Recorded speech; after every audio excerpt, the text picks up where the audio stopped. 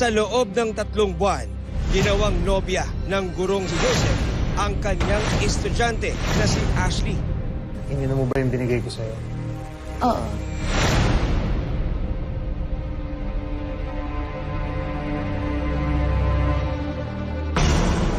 Inumin mo yan araw-araw, ah. Para saan to?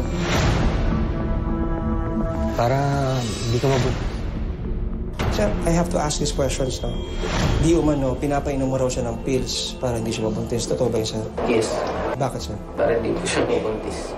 Dahil siguro we're not really ready na magkaroon pa ng... Siya may idea na o ikaw magsabi? Ako. Not her. Sino nagbigay ng mga pills, sir? Ako. Pinainom ng pills yung anak ko? Na 11 years old, papainumin mo ng pills? Ha? May sarili palang pamilya si Joseph. Pero ayon sa kanya, nang ibabaw ang nararamdaman niya sa batang estudyante. May asawa ka, sir. May anak po kayo.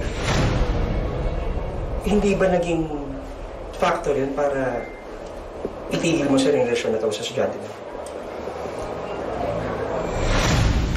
Hi!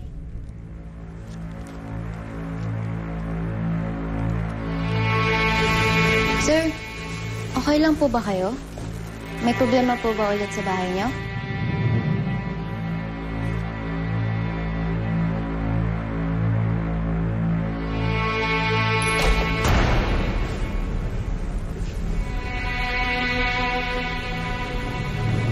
Kapag desisyon na ako, iwalaan ko yung asawa ko. Alam ko hindi tama to, pero ito yung nararamdaman ko eh. Mahal kita, Ash. Gusto kitang alagaan habang buhay.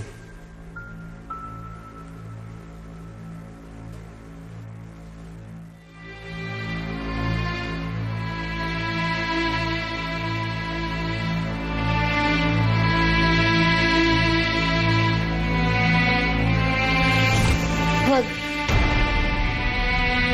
Dito na rin lang tayo eh. Wala namang tao. Saka akala ko ba mahal mo rin ako?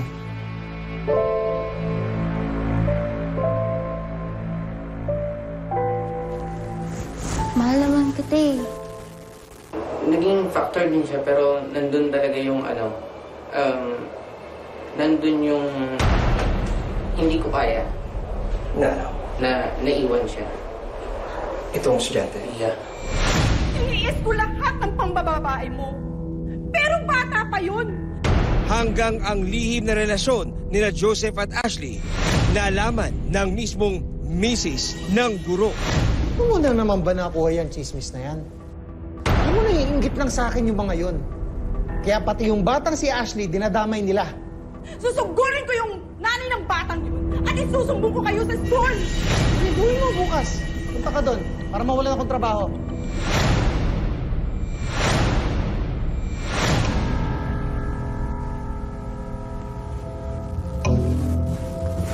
Ano to, Ashley? Ano to? Wala po. Ano wala po? Ihaharas niya pa, napapahiya niya yung anak ko. Iaano niya. Pareha silang sira ulo mag-asawa.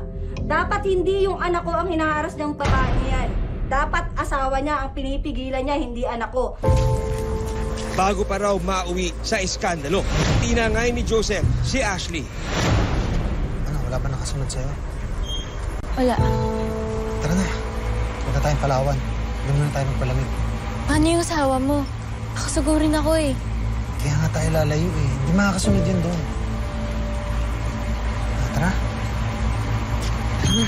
So ikaw, sir, ang nag-imbita sa kanya na lumabas kayo? Na magtana na kayo? No. Again, it's a mutual decision.